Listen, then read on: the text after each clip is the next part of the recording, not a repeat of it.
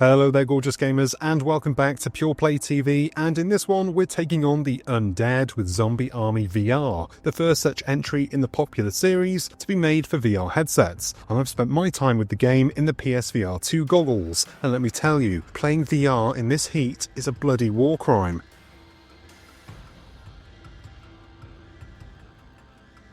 I'm no rookie when it comes to VR slaughter. I've wiped out half of Europe in Hitman VR, but Zombie Army VR humbled me hard, but not in a way that made me want to do better. I already know I'm the mutt's nuts, but awkward reloads, ammo scrambles, and a checkpoint system that hates you, it's more fight the game than fight the zombies. Let's start from the beginning. Zombie Army VR is a budget release, and that's important to keep in mind. Like the other Sniper Elite VR games, this is a cheap and, depending on your tolerance for annoying gameplay mechanics and repetition, cheerful release. It also follows its predecessors in the gameplay department. If you've played the previous Sniper Elite VR games, you'll fall into step quite easily, and maybe you'll even have an advantage as you'll already be familiar with the clunky gunplay.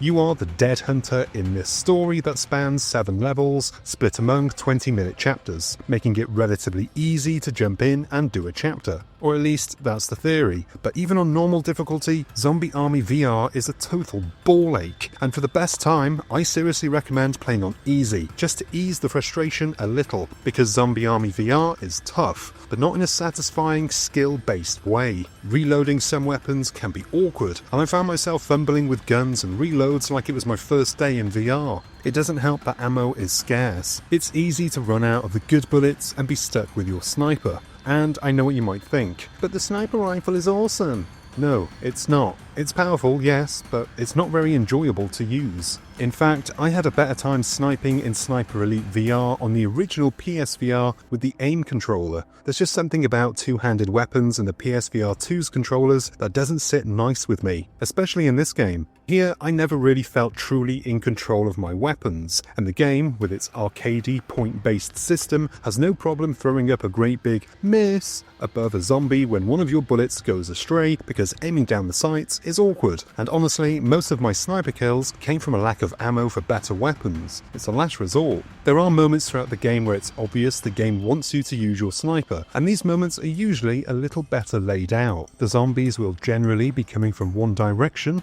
and you'll have an ammo crate nearby full of sniper bullets. These moments were a little better, and I did have some fun trying to line up my shots so I could take out a couple of zombies with one bullet. Even in video games, I am a cheapskate saver. The general run of a level is that you'll start in a safe room where you can upgrade your weapons and gather ammo and health, and then it's off to the races, where you'll move through a level, killing zombies as they either spawn up from the ground, which feels damn bloody cheap and caused a few deaths for me, or they'll be coming from predetermined entrances to the area that you're in. It's fine, moving through, popping a few skulls, smashing idiots over the head with bricks and whatnot, and then the game falls back onto, hey, this area is now closed. You can't leave, and we're sending zombies your way. These moments are typically in small, tight spaces, making it awkward to fight effectively, especially when those zombies with machine guns start shuffling in, firing off random pot shots that chip away at your health. And that's something you need to keep an eye on, because the checkpoint system is bollocks. The first level in the game, I entered such an area with low health. I died a dozen times trying to survive the encounter, and I was honestly ready to pack it in,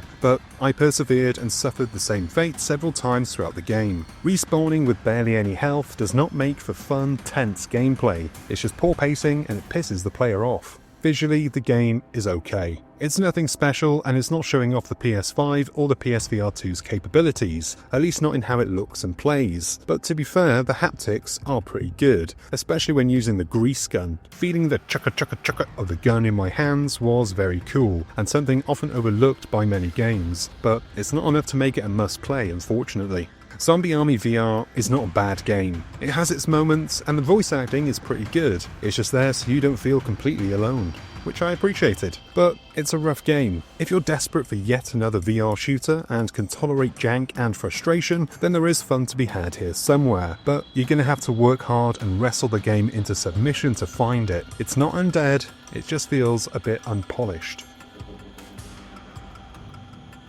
And that is the end of this review. Thank you for watching, and there's more to watch. If you enjoyed this video and found it useful, do me a solid and hit the like and subscribe buttons below, and give the bell icon a ding so you're notified whenever there's anything new to watch. I've been Chris, you've been gorgeous, and I'll see you on the next one. Until then, cheers my dears.